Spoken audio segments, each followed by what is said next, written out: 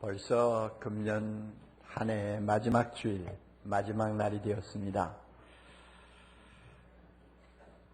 묵은 해를 보내고 새해를 맞는 이 분수령에 서서 각자가 아마 느끼는 것도 다양할 것이고 또 여러 가지 생각하는 것도 차이가 있으리라고 봅니다. 특별히 여러분 각자가 처한 형편이 어떤가에 따라서 많이 달라집니다.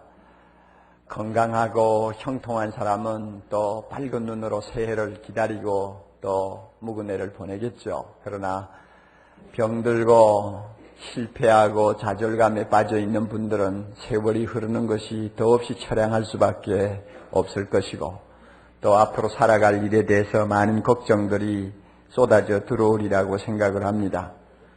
그리고 또 우리가 나이로 보아서 어떤 연령에 지금 속해 있느냐에 따라 이 한 해를 보내고 맞는 감정이 틀립니다. 인생의 의미와 방향이 무엇인가를 놓고 갈등하는 소위 시련의 20대에 있는 분들 좀 생각이 틀리겠죠. 그리고 겁없이 도전하기를 좋아하는 소위 말하는 캐치 30대 아마 이런 분들은 인생을 보는 눈이 훨씬 더 아마 좀 담대하리라고 봅니다.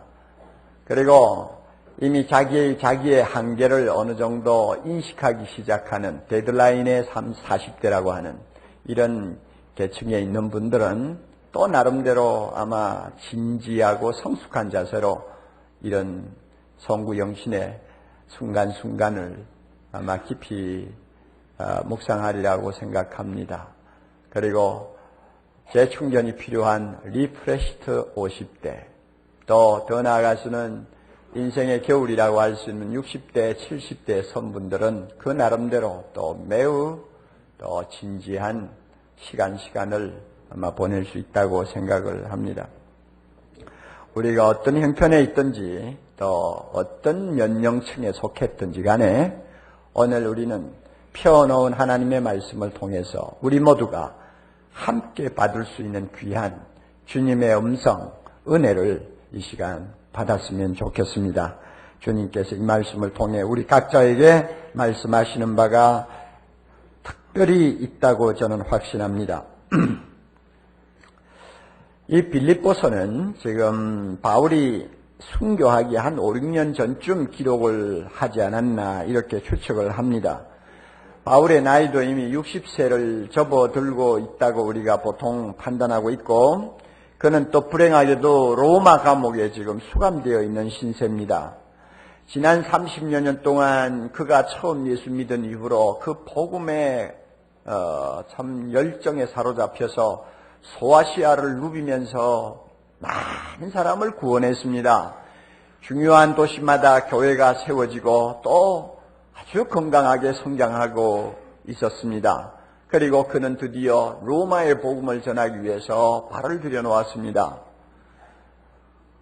그는 기독교가 세계 역사가 되도록 자리매김하는 데 있어서 영웅적인 업적을 남긴 지금 사람이 되었고 또 서구 문화를 우리가 놓고 보아도 문명의 물꼬를 바꾸어 놓았다고 할 만한 독보적인 존재입니다. 그래서 역사가 있는 이상 영원히 그 이름을 기억해야 될 그런 아주 대단한 존재가 되어 있었습니다.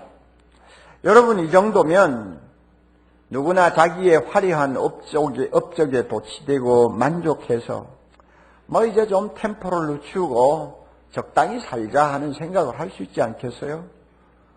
이제는 이만하면 됐다. 좀 천천히 가자. 좀 여유를 갖자. 이런 생각을 할 수 있는 충분한 이유가 됩니다. 그런데 오늘 바울의 말을 들으면 좀 엉뚱한 데가 있다고 우리가 느낍니다. 13절, 14절을 좀 보십시다. 형제들아 나는 아직 내가 잡은 줄로 여기지 아니하고 오직 한 일 즉 뒤에 있는 것을 잊어버리고 앞에 있는 것을 잡으려고 표대를 향하여 그리스도 예수 안에서 하나님이 위에서 부르신 부름의 상을 위하여 쫓아가노라. 놀라운 말씀이에요. 간단히 요약하면 이런 말씀이에요. 아직 나는 목표에 이르지 못하였습니다. 그래서 뒤돌아보지 않고 앞을 향해 힘을 다해 달려가고 있습니다 하는 말입니다. 참 바울한테서 우리가 이런 말씀을 듣는다는 것은 굉장한 도전입니다. 오늘 우리 모두 송우영신하는 의미 있는 순간에 서 있으면서 이 바울의 말을 통해서 주님의 음성을 들을 수 있기를 바랍니다. 그는 표대를 향해서 달려간다, 쫓아간다 합니다. 그가 말하는 표대가 뭘까요? 표대가 뭘까요? 12절 잠깐 보면요. 12절 보면 저 끝부분에 내가 그리스도 예수께 잡힌 바 된 그것 하는 말을 합니다. 예수 그리스도에게 내가 잡힌 것, 그것이 표대라는 거예요. 그리고 13절 중간에 가면 한 일이라고 합니다. 두 가지 일이 아니고 한 가지 일이라고 그래요. 그리고 앞에 있는 것이라고 말합니다. 그러니까 예수님에게 잡힌 바 된 그것이요, 그것은 한 가지 일이요, 앞에 있는 일이다. 이렇게 그가 표대라고 말하는 것을 정의합니다. 여러분, 우리가 이미 성경을 통해서 잘 아는 바와 같이 바울은 예수님을 혹독하게 핍박했습니다. 미워했습니다. 예수님을 믿는 사람을 살려두고 싶지 않아서 다메섹으로 그는 가고 있었지 않습니까? 그럴 때 갑자기 예수님이 나타나셔서 그를 사로잡으셨습니다. 바울이 주님을 찾은 거 아니에요. 예수님이 그를 잡았어요. 붙잡았어요. 낚아챘어요. 이것이 바로 그리스도께 잡힌 바 되었다 하는 말을 하는 것입니다. 자기가 예수님에게 잡혔어요. 잡히자마자 이제는 바울의 주인이 예수님이 되셨어요. 바울은 예수님의 종이 되었습니다. 처음에는 어떨떨했어요. 무슨 이런 일이 있나?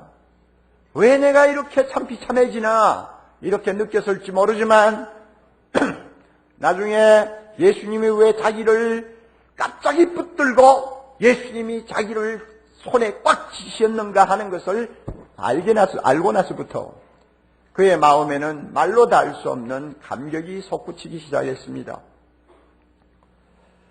예수님을 핍박한 자기를 불쌍히 여겨서 무조건 용서해 주시고 이 영광스러운 복음을 온 세상에 전할 수 있는 사도로 불러주셨다는 그 사실을 생각하면 눈물이 마를 날이 없는 것입니다. 눈물이 마를 날이 없어요. 평생 갚아도 갚을 수 없는 은혜라고 그는 생각했습니다. 그러다가 보니 그의 마음에 자연스럽게 나는 이제 이 예수를 위해 살리라. 이 예수가 나의 인생의 최대 목표요, 가장 중요한 목표로 나는 삼고 살리라. 어떻게 하면 예수님의 마음에 드는 사람 될까? 어떻게 하면 주님을 기쁘시게 하는 인생을 좀 살아볼까? 예수님의 마음에 들고 예수님의 마음을 기쁘게 하는 사람 되는 것, 이것이 나의 인생의 유일한 목표요, 내가 달려갈 유일한 표대다. 그는 그렇게 정한 것입니다. 이렇게 그가 목표를 정한 다음 그는 주님을 더 알기를 심히 원했습니다. 주님을 더 알기를 원했고 주님처럼 살기를 원했고 주님처럼 가신 길을 따라가기를 원했습니다. 여러분 10절 그 11절 한번 보세요. 내가 그리스도와 그 부활의 권능과 그 고난의 참여함을 알려하여 그의 죽으심을 본받아 어찌하든지 죽은 자 가운데서 부활에 이르려 하노니, 그저 간단하게 이야기하면 예수님처럼 욕먹고 예수님처럼 매맞고 예수님처럼 굶주리고 예수님처럼 멸시받고 하는 일을 자청했다, 그것입니다. 왜? 예수님처럼 되고 싶었어요. 예수님이 가신 길을 가고 싶었어요. 그리고는 나중에 예수님이 죽으신 십자가의 죽음 자기도 죽고 예수님이 부활하신 그 능력을 자기가 체험하기를 원했습니다. 그래서 어떻게 하든지 예수님이 기뻐하는 사람, 예수님의 마음에 드는 사람, 예수님을 닮은 사람이 되어 주님을 정직해 하기를 원했던 것이 바울이 자기의 인생 목표로 설정한 것이었습니다. 1장 여러분 20절 좀 가보세요. 바로 앞에 있는 1장 20절.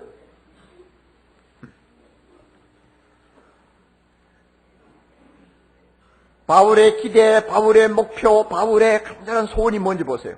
나의 간절한 기대와 소망을 따라 아무 일에든지 부끄럽지 아니하고 오직 정과 같이 이제도 온전히 담대하여, 다 같이요, 살든지 죽든지 내 몸에서 그리스도가 존귀 되게 하려 하나니. 다시 한번, 살든지 죽든지 내 몸에서 그리스도가 존귀 여김을 받는 것, 이것만이 바울에게 있어서 인생의 유일한 목표였습니다. 이 일을 향해 그가 인생을 살겠다는 것입니다. 우리가 잘 부르는 찬송이 있지 않습니까? 기쁨으로 찬양 48절요, 48장요. 내가 원하는 한 가지, 뭡니까? 주님의 기쁨이 되는 것. 내가 원하는 한 가지, 주님의 기쁨이 되는 것. 내가 원하는 한 가지, 주님의 기쁨이 되는 것. 내가 원하는 한 가지, 주님의 기쁨이 되는 것. 이 찬송 부르면 바울의 그 심정을 우리가 알만하죠. 여러분, 이 시간 우리에게도 이와 같은 인생의 유일무이한 목표가 있는지 우리 모두 한번 자신에게 물어보는 시간이 되기를 바랍니다. 바울처럼 예수님에게 붙잡힌 자, 예수님의 은혜에 빚진 자, 그래서 그저 사나 죽으나 우리 예수님 기쁘게 하고 예수님 마음에 드는 사람, 그리고 예수님을 존귀케 해서 주님의 영광을 드러내기를 소원하는 오직 소박한 이 꿈, 이것을 놓고 나는 인생을 산다, 이렇게 말할 수 있는 지금 여러분의 처지가 되는지 한번 살펴보세요. 금년을 우리가 그런 목표를 가지고 살아왔나요? 내년을 또 그와 같은 목표를 가지고 살기를 원합니까? 사람은 누구나 자기 나름의 인생 목표를 다 가지고 있습니다. 목표가 확실한 사람일수록 그 삶은 의욕이 넘치고 또 장애물이 있어도 쉽게 뛰어넘는 것을 우리가 봅니다. 그러나 중요한 것은요, 무슨 목표냐 하는 것입니다. 무슨 목표를 가지고 있느냐가 중요한 거예요. 우리가 잘 아는 바와 같이 삶이라는 것은 그 자체가 참 어려운 것입니다. 쉬운 거 아니에요. 골프를 치는 사람이 잘못 치면은 공이 엉뚱한 데로 날아가요. 한번 일단 공이 엉뚱한 데로 가면 그 다음 골프 경기 대단히 어렵습니다. 마찬가지요. 인생도 그래요. 목표가 뚜렷하지 아니하면, 잘못된 목표를 설정하면 대단히 어려워집니다. 그래서 우리의 삶이 경우에 따라 산만해지기도 하고요. 최신 유행이나 따라다니고, 아니면은 값싸게 얻은 인스턴트 해답이 만고불변의 진리인 양 맹신하고요. 그리고 이 일하다가 안 되면 저 일하고, 전략도 없고 목표도 없고 일정한 우선순위도 없어 보이는, 결국은 작은 일하다가 큰 일을 놓쳐버리는 참 안타까운 인생을 살다가 끝내는 경우가 많습니다. 이런 목표가 흐릿하고 목표가 있어도 잘못된 목표를 가지고 인생을 사는 삶을 일컬어서 어떤 사람은 딸꾹질하는 삶이라고 그러더군요. 딸꾹질하는 삶이다. 그거 참 재미있는 표현인 것 같아요. 이런 경우는 내가 어떤 목표를 가지고 있었던 그 목표는 있으나 마나 한 거예요. 중요한 것은 내 인생을 걸만한 목표냐가 중요한 것입니다. 나에게 그 목표가 있느냐, 그것입니다. 바울은 그 목표를 갖고 있었어요. 라틴어에는 목표라고 하는 말이 피니시인데 이것은 종말이라고 하는 말하고 같은 의미를 갖습니다. 목표가 뭡니까? 종말이요. 목표가 뭐요? 끝이요. 인생의 진짜 목표는 인생 종말과 불가분의 관계를 갖는 것입니다. 끝에 가서 후회하지 아니하는 목표라야 진짜 목표라는 말이요. 예수님처럼 마지막에 세상 떠나시면서 다 이루었다. 다 이루었다. 바로 인생 목표를 바로 정하고 달려왔고 그 목표가 달성되는 순간을 그는 환호하듯이 외친 거 아닙니까? 바로 이게 중요한 것입니다. 목표를 정할 바에는 우리가 그런 목표를 정해야 돼. 자, 여러분, 우리의 종말에 마지막으로 남게 될 질문이 뭡니까? 역사가 나를 어떻게 평가할 것이냐, 그것입니까? 물론 중요하죠. 우리 후손이 나를 어떻게 볼 것이냐, 그겁니까? 물론 그것도 무시할 수가 없죠. 그러나 그 모든 것 다 쓸데없는 거예요. 시대가 바뀌고 역사가 흐르면 다 먼지 속에 다 파묻히고 없는 거예요. 없어지는 거예요. 마지막까지 남는 중요한 것, 그것은 뭐냐 하면 예수님이 나를 어떻게 보실까, 그것입니다. 과연 내가 예수님 앞에 예수님이 기뻐하는 사람으로 설 수 있을까, 이것입니다. 왜 그렇습니까? 역사의 승리자는 예수님입니다. 이 세상은 다 심판받아 없어집니다.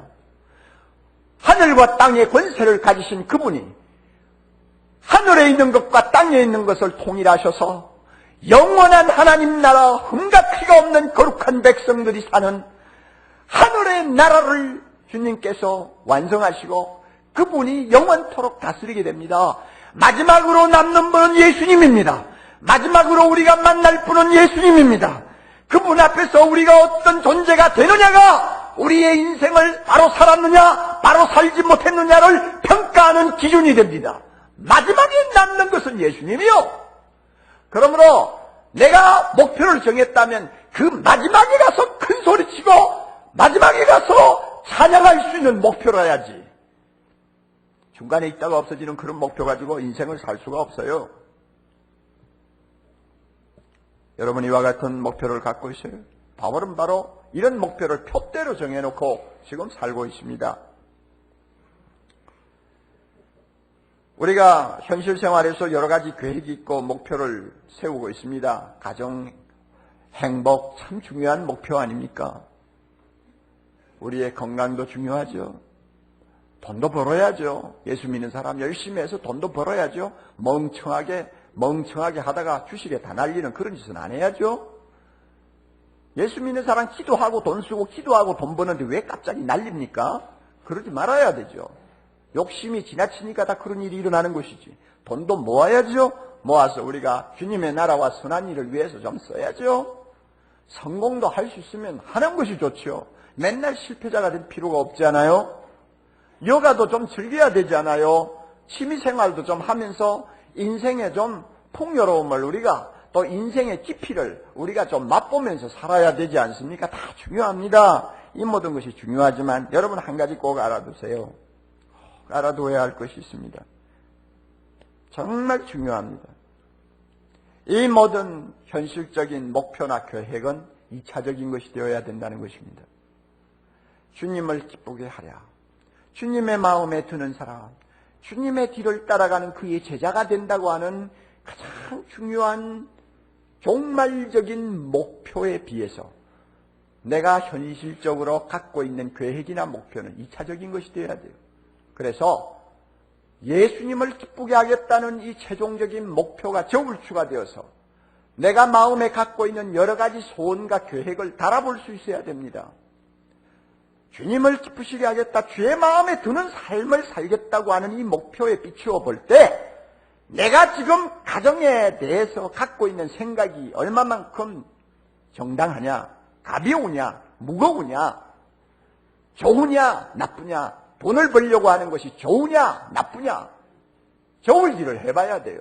저울질을 해보고 이거 안 되겠다, 너무 지나치다 하면은 좀 옆으로 제쳐놓아야 되고 나쁘다 하면은 우리는 가감없이 집어 던져야 됩니다.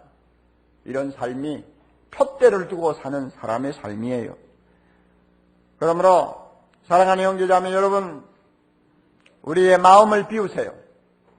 킬케골이 말하는 것처럼 마음을 비운다는 것, 마음을 단순하게 갖는다는 것은 뭐냐? 한 가지만 바라보는 것이다 그랬습니다.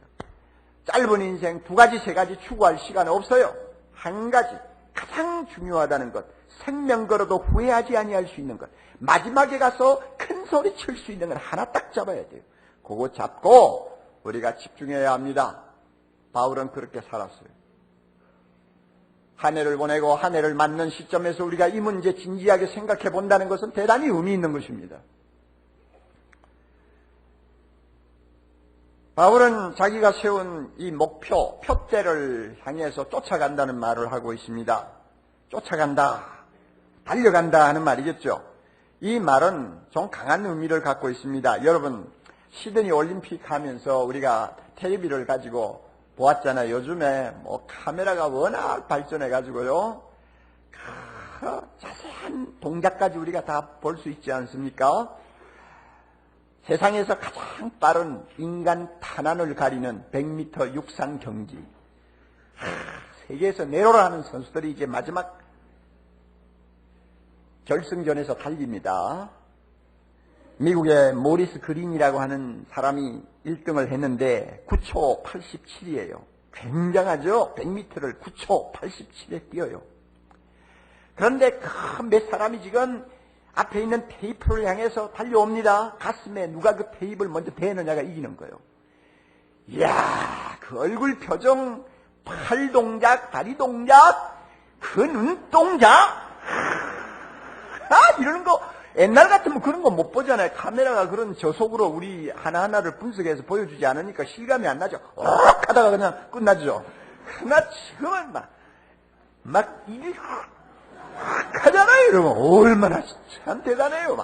그 사람에게 다른 생각이 있겠어요? 오직 저 올인하는 저 지점, 가슴에 내가 먼저 된다. 그래서 0.01초로 아주 판가름이 나버리잖아요. 바로 이와 같이 선수가 마지막 스퍼를 하는 이 태도를 일컬어서 쫓아간다는 말을 하는 것입니다. 굉장한 긴장이 있어요. 그 말 속에는 굉장한 힘이 담겨 있어요. 전심을 다 쏟는 정성이 담겨 있어요. 여러분, 바울의 형편을 한번 보세요. 그는 지금 수감되어 있습니다. 갇혀 있어요. 언제 풀려나올지도 몰라요. 빌립보서를 보면 그는 이미 불길한 죽음을 예감하고 있어요. 나이도 60에 지금 접어들고 있습니다. 몸에는 여전히 괴롭히는 가시가 있어요. 남에게는 말하지 못하지만 늘 어떤 통증을 느끼면서 살고 불편을 느끼면서 사는 사람이요. 그런 사람이 육상 선수가 마지막 죽을 힘을 다해서 달려가듯이 인생을 살겠다, 신앙생활을 하겠다는 소리를 여러분, 우리가 가볍게 들으면 안 됩니다. 예? 얼마나 대단해요. 다 포기하고 그저 앉아 있을 만도 한 처지인데 끝까지 달리겠다는 거예요. 끝까지. 나는 아직도 그 목표에 이르지 못했다. 나는 끝까지 달리리라 하는 그 바울을 우리 마음에 한번 그려보세요. 그래서요, 그 감옥에 앉아 있으면서도 자기가 개척한 교회 성도들에게 열심히 편지 썼어요. 요사이처럼 볼펜이 있습니까? 종이가 제대로 있습니까? 여러분요, 그 어두침침한 감옥 속에서 시력도 좋지 않아가지고 고생을 하는 마당에 글을 썼어요. 장문의 편지를 써서 보내고요. 그리고는 시간만 하면은 차가운 돌바닥 위에 무릎을 꿇고 엎드리고 앉아서 눈물을 흘리며 성도들 하나하나 이름을 불러가면서 밤이고 낮이고 기도했어요. 찾아오는 사람들에게 전도했어요.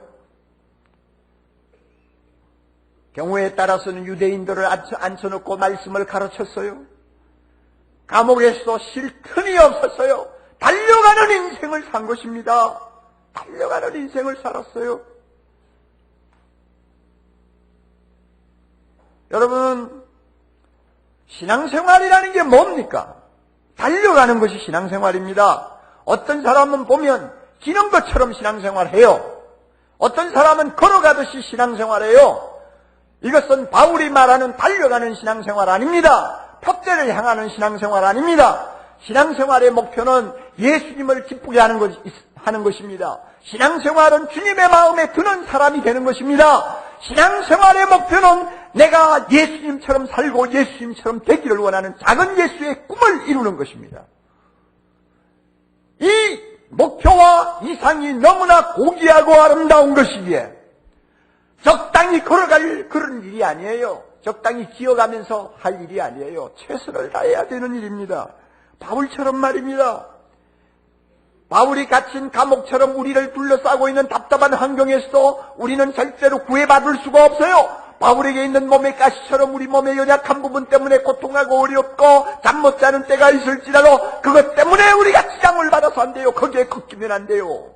바울처럼 나이가 들어간다고 해서 나이 타령만 하고 앉아있는 그런 생활을 해서는 안 돼요. 그 모든 것들을 다 극복하고 큰 목표를 향해 날만 없이 마음을 집중해서 달려가는 것입니다. 이게 신앙생활이요.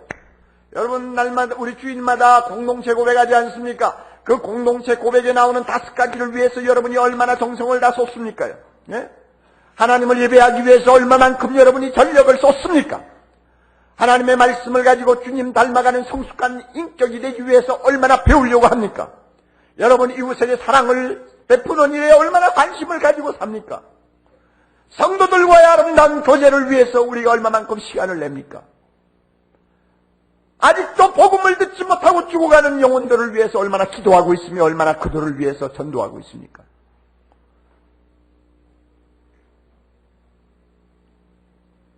꼬린 지점을 향해 달려가듯이 우리가 이런 일들을 넣고 신앙생활하는 것이 바로 바울이 말하는 쫓아간다는 삶의 모습입니다. TV 다큐멘터리에 소개된 우리나라의 문화재 인물이 하나 있었죠. 박동진 옹이라고 하는 분입니다. 그는 소리꾼이요. 83세인데요. 그가 나와서 자기 생활을 공개하면서 이런 말을 했어요. 이제까지 저는 매일 아침 하루 4시간 이상 소리 연습을 했습니다. 눈이 오나 비가 오나 몸이 아프나 피곤하나 하루도 걸르지 않고 소리 연습을 했습니다. 참 놀라운 일이죠. 80이 넘어서도 계속 한다는 거예요. 그래서 기자가 너무 신기해가지고 물었답니다. 왜 그렇게 삽니까? 그 질문을 받은 이 박동진 씨의 입에서 놀라운 말이 나왔습니다. 나에게는 소리를 연습한다는 것은 내가 왜 살아있는가에 대한 본질을 알게 해주는 것이기 때문에 그렇습니다. 다시요. 내가 소리를 연습한다는 것은 내가 왜 살아있는가에 대한 본질적인 대답을 해주는 것이기 때문에 그렇다 그 말입니다. 이게 참 대단한 말이요. 예술의 경지를 추구하는 사람에게서 나오는 대답이니까 그만한 깊이는 있겠지만은 대단한 거예요. 여러분, 자 그렇다면 우리가 주님을 기쁘게 하기를 소원하는 인생 최대의 푯대를 앞에 놓고 신앙생활하는 것이 판소리의 경지를 추구하는 것만큼도 우리에게 왜 살아있는가에 대한 본질을 깨우쳐 주는 것이 되지 못한다면 얼마나 그 신앙생활은 부끄러운 삶이냐 우리 스스로 한번 물어봐야 돼요. 우리에게 있어 신앙생활이 뭐예요? 교회 다니는 것입니까? 막연히 그저 신앙생활의 습관에 젖어서 왔다 갔다 하는 겁니까? 아니에요. 우리의 삶의 본질을 이야기해 주는 것입니다. 그만큼 중요한 것이 신앙생활이에요. 지난 한 해 동안 어떻게 신앙생활했어요? 앞으로 어떻게 하실 거예요? 반성하고 새로운 결단을 해야 되는 중요한 시점입니다. 지난주 수요일 날 우리 교회는 평신도 훈련 수료식이 있었습니다. 얼마나 제가 참 마음에 감동을 받았는지요. 얼마나 제 마음이 다시 한번 힘을 얻었는지 모릅니다. 아마 우리 예수님도 그랬으리라고 생각합니다. 2년 동안 소그룹에서 교역자로부터 철저하게 훈련받은, 그래서 막 온통 발가벗게 된 사람들, 사역훈련 마친 사람이 282명이요. 1년 동안 교역자와 함께 영적으로 훈련받은 제자훈련 수료생이 314명이요. 1년 동안 몇 개월씩 참 둘씩 짝을 지어 전도 다니면서 전도 폭발 실습하고 훈련받은 사람들이 526명이요. 그래서 총 1126명이 신앙생활 좀 똑바로 해보고 싶어서 주님을 기쁘시게 하고 주님의 마음에 드는 사람, 주님처럼 살고 주님처럼 죽기를 원하는 그 아름다운 표대를 향해 달려가기 위해서 시간 바치고 정성 바치고 세상에 여러 가지 하고 싶은 것 다 옆으로 제쳐놓고 힘을 다해 수고한 사람들이 1126명이 이 자리에 가득하게 앉아 있었어요. 이런 분들이 사랑의 교회에 있는 이상 이 교회는 소망이 있다. 주님은 영광을 받으실 것이다 하는 생각을 저는 했습니다. 그 중에 벌써 나이가 60이 넘어서 젊었을 때 신앙생활 제대로 못한 것을 너무 안타깝게 생각하고 60이 넘은 나이에 실버 제자 훈련을 받은 분이 계셨어요. 나이 67세인가 8세인가 됐는데 그 부부가 둘이 나와가지고 로마서 8장을 암송을 했습니다. 와, 참 대단하대요. 남편, 아내 양쪽에 서서 같이 암송을 하는데요.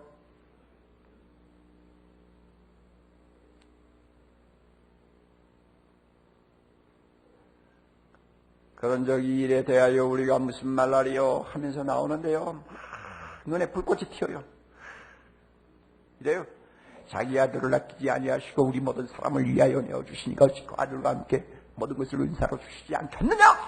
이러면서 말이에요. 제가 그 가만히 보니까 야, 대단하다. 한 30년 전에만 저렇게 불이 붙었으면 세계가 달라졌을 텐데 하는 생각이 들었어요. 그러나 여러분, 얼마나 대단한 겁니까? 얼마나 대단한 겁니까요? 우리 신앙생활 그런 자세를 가지고 해야 됩니다. 바울은 자기 앞에 있는 표대를 달려가는데 방해를 받지 않기 위해서 두 가지를 포기했어요. 첫째 뭔지 압니까? 여러분 성경 다시 보세요. 첫째 뭔지 알아요? 12절 봅니다. 12절 내가 이미 얻었다 함도 아니요 온전히 이루었다 함도 아니라 그랬죠.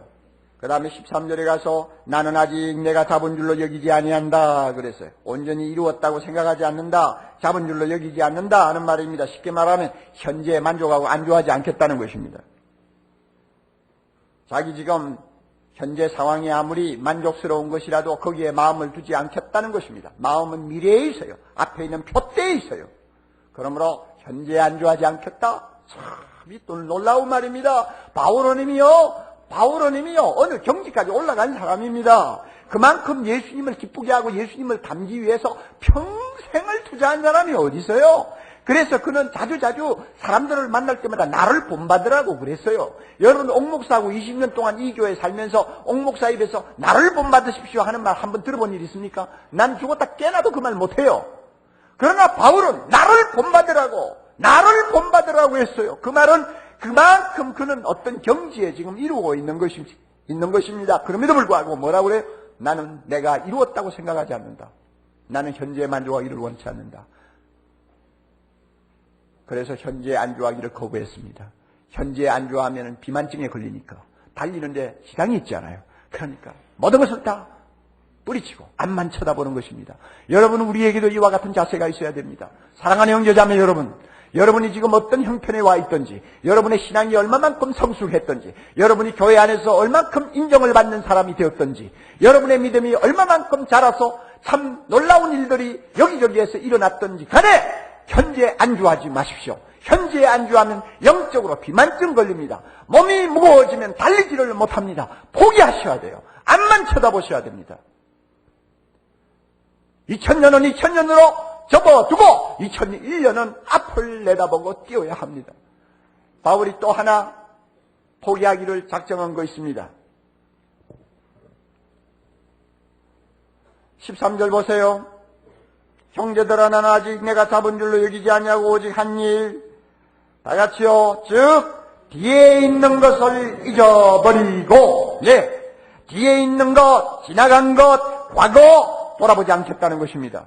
바울은 과거를 돌아보면 자기의 아름답지 못한 경력이 있다는 걸 압니다. 핍박자요, 해방자요, 포행자였습니다. 용서받을 수 없는 과거 경력이 있어요. 전과가 있어요. 그거 다 이제는 돌아보지 않기로 마음먹었어요. 예수님입니다. 용서하셨기 때문에. 그리고 바울은 또 실수도 여러 번 했습니다. 동역자인 바나바와 알력이 심해가지고 나중에 나누어지면서 평생 지울 수 없는 마음의 상처를 받았어요. 이런저런 실수들이 있었지만은 바울은 그 모든 거 돌아보지 않기로 결정했습니다. 실수가 있었다면 주님이 그거 다 덮어주실 것이라고 확신하기 때문입니다. 그리고 오직 앞에만 내다보고 달려가기를 원했습니다. 그는 과거 30년 동안 엄청난 업적을 쌓은 사람입니다. 전 세계를 하나님의 나라로 바꾸어 놓을 만큼 놀라운 선교의 업적을 쌓았습니다만 그 과거의 업적에 매달리기를 원치 아니했습니다. 그 업적을 놓고 나팔 불면서 살기를 원치 않았습니다. 그 모든 거 다 잊어버리고 앞을 향해 달려가기를 원했습니다. 여러분, 우리도 그래야 됩니다. 과거에서 자유해야 합니다. 여러분, 과거에 은혜를 많이 받은 경험이 있습니까? 과거에 여러분이 교회를 위해 많이 봉사한 일이 있나요? 헌금 많이 했나요? 다 잃어버려요. 그런 것 가지고 자꾸 돌아보면 안 돼요. 거기에 매이면 절대 앞으로 나가지 못합니다. 그리고 여러분 가운데서 실패하고 상처 입고 원한을 갖고 또 참 한때의 어떤 판단 미스 때문에 지금까지 고생하는 분들이 있습니까? 예, 얼마나 생각하면 분통이 터집니까? 아픕니까? 고통스럽습니까? 원망스럽습니까? 그러나 여러분, 이런 과거는 파괴적인 힘을 가지고 있기 때문에 현재를 무력화시키고 앞으로 달려가는 일을 철저하게 방해합니다. 그러므로 돌아보지 마세요. 잊어버리세요. 다 잊어버리세요. 예수 안에서 잊어버리세요. 닐 앤더슨이라고 하는 사람의 글을 보니까 이런 말이 있더라고요. 젊은 아주 믿음 좋은 부부가 선교사가 되기로 결심했습니다. 그리고 선교 훈련을 받는 중에 어느 날 저녁에 어떻게 됐는지 아내가 성폭행을 당했어요. 기가 막힌 이야기 아니요? 기가 막힌 이야기요. 너무너무 견디지 못해가지고 살던 집에서 이사를 갔습니다. 이사를 갔는데도 문제 해결이 안 돼요. 끔찍한 기억과 상처로부터 벗어날 수가 없었어요.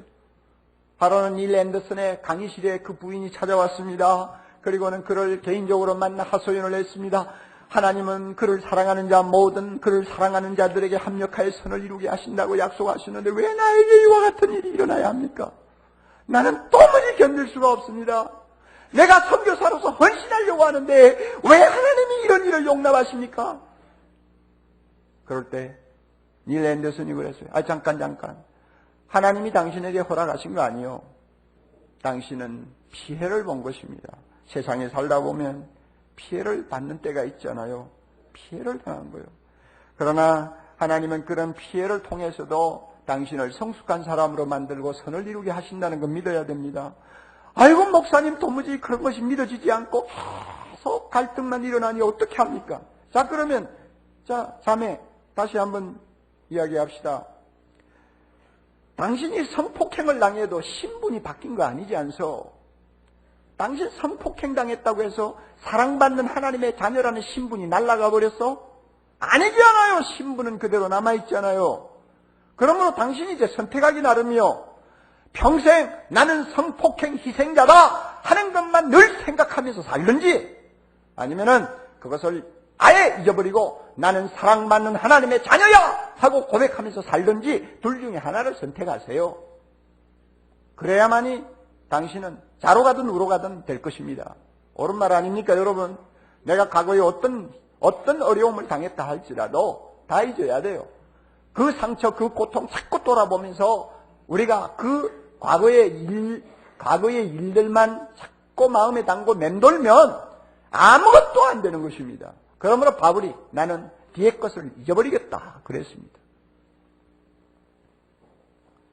사랑하는 형제자매 여러분, 예수님을 기쁘게 하고 예수님의 마음에 드는 사람, 그래서 오직 주님만을 나의 생애 최고의 기쁨으로 놓고 인생을 살고 싶다.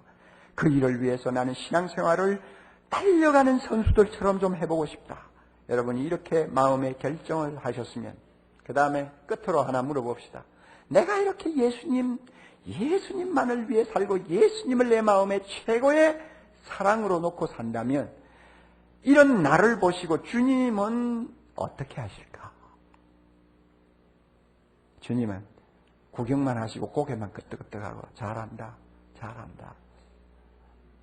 그럴까요? 아니죠. 아니죠. 절대 그렇지 않습니다. 요한복음 14장 21절 보면 나를 사랑하는 자는 내 아버지께 사랑을 받을 것이며 나도 그를 사랑하여 그에게 나를 뭐하리라? 나타내리라. 독특한 은혜를 주님이 준비하십니다. 우리가 주님을 인생의 제일 큰 기쁨과 목표로 정해놓고 살려고 하는데 예수님께서 나를 적당히 보시겠어요? 아니요! 아니요! 우리는 경주하는 선수들을 놓고 항상 제일 앞에 뛰는 사람에게 주목합니다. 마찬가지요. 예수님도 많은 성도들이 있지만은 자기를 기쁘게 하고 자기가 원하는 사람 되기를 위하여 남보다 먼저 뛰는 사람을 먼저 주목합니다. 주목한 다음에 어떻게 하시는지 알아요? 자기가 해줄 수 있는 모든 일을 다 해줍니다. 엄청난 은혜를 부어주십니다. 여러분, 바울이 감옥에 앉아있는데도요, 빌립보서에서 감옥 밖에 있는 사람 보고 기뻐하라는 소리를 9분 이상 하고 있는 거 여러분 아세요? 도대체 그 힘이 어디서 나오는 거예요? 그 기쁨이 어디서 솟는 거예요? 푯대를 분명히 하고 달려가는 삶을 살기로 바울이 작심하고 있는 것을 보시고 주님이 매일매일 은혜를 주시는 것입니다. 예? 여러분은 날마다 은혜를 주셔요. 그러므로 감옥이라는 환경도 바울을 꺾지 못했어요. 나이도 꺾지 못했어요. 그 몸에 있는 병도 꺾지 못했어요. 다가오는 죽음의 불길한 예감도 그를 기죽지 못하게 했어요. 날마다 새로운 힘이 솟았어요. 무거운 십자가라도 지고 달려갈 수 있는 새 힘이 솟았어요. 어떤 환경에서도 절망하지 아니하는 새로운 은혜를 그가 맛보고 살았습니다. 바울을 이길 사람이 없었어요. 네로가 이겼나요? 로마 제국이 이겼나요? 아무도 바울을 이긴 사람이 없어요. 왜냐하면 주님이 그를 도와주셨기 때문입니다. 그에게 은혜를 주셨기 때문입니다. 오늘날 우리도 마찬가지입니다. 경제가 휘청거린다고 합니다. 정부를 믿을 수가 없고 정치하는 사람들의 말을 신뢰할 수가 없습니다. 온 세상이 도무지 믿을 수 없는 불신의 덩어리로 지금 화해가고 있습니다. 젊은이들은 젊은이들대로 미친 듯이 지금 제갈 길을 가고 있습니다. 도대체 우리 앞에는 뭔가 밝은 미래를 점칠 수가 없는 답답한 환경 속에 우리가 놓여 있습니다만, 그러나 여러분, 감옥과 같은 이런 환경도 우리를 절대 꺾지 못할 줄 믿습니다. 왜? 우리가 표대를 향하여 바로 달려가기만 하면 주님이 이 모든 어려움을 극복할 수 있는 힘을 주시기 때문입니다. 여러분에게 병이 있습니까? 여러분의 개인의 남이 모르는 상처와 고통이 있습니까? 여러분에게 무거운 십자가의 짐이 있습니까? 걱정하지 마세요. 내가 주님을 기쁘시게 하겠다는 표대를 향해서 끊임없이 달려가기만 하면 주님은 그 모든 것들을 이기고도 남는 새 힘을 날마다 주십니다. 누가 우리를 그리스도의 사랑에서 끊을 수 있습니까, 여러분? 바울이 말했잖아요. 누가 우리를 그리스도의 사랑에서 끊으리요? 환난이나 공고나 핍박이나 적신이나 위험이나 칼이라. 기록된 바 내가 종일 주를 위하여 죽임을 당케 되며 도살할 양같이 여김을 받았나이다. 그러나 나를 사랑하시는 이로 말미암아 내가 넉넉히 이기느니라. 내가 넉넉히 이기느니라. 내가 확신하노니 사망이나 생명이나 천사들이나 권세자들이나 현재일이나 장래일이나 능력이나 높음이나 깊음이나 아무 다른 피조물이라도 우리 주 그리스도 예수 안에 있는 하나님의 사랑에서 끊을 수 없느니라. 할렐루야. 끊을 수 없느니라. 우리는 하나님의 사랑에 붙들려 있는 거룩한 존재들입니다. 누가 우리를 꺾어요? 누가 우리를 주저앉혀요? 표대만 분명하다면, 달려가는 일만 제대로 한다면 누가 우리의 발목을 잡고 늘어질 세력이 있고 권세가 있고 고통이 있습니까? 바울이 승리한 것처럼 우리도 승리할 수 있을 줄 믿습니다. 할렐루야. 다 같이 기도하십시다.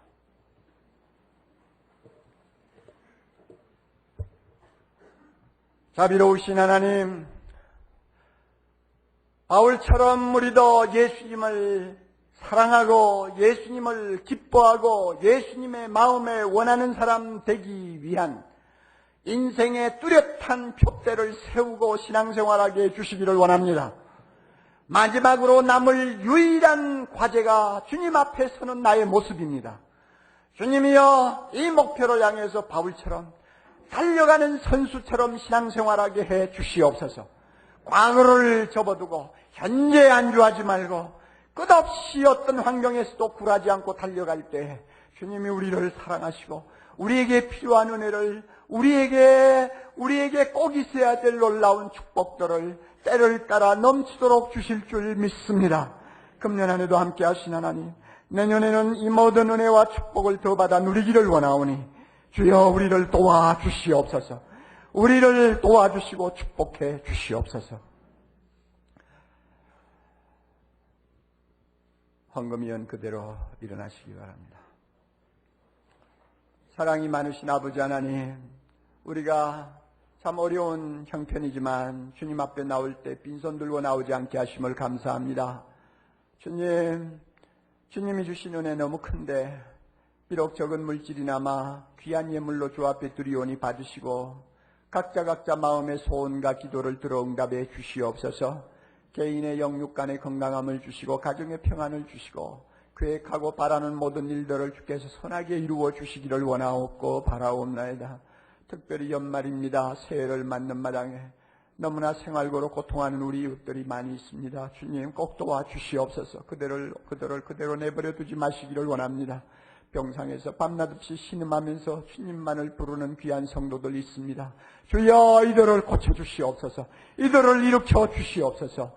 주여 앞날을 주님이여 걸어가는데 너무나 답답하여 하나님 우왕좌왕하는 우리 젊은이들 많이 있습니다. 직장도 열리지 않습니다. 여러 가지 면으로 고통하는 젊은이들 낙심하지 않도록 인도하시고 길을 열어주시기를 바라오며 우리 성도들 모두가 주 안에서 바울처럼 승리하는 거룩한 주의 자녀들 되게 하옵소서. 예수님 이름으로 기도하옵나이다.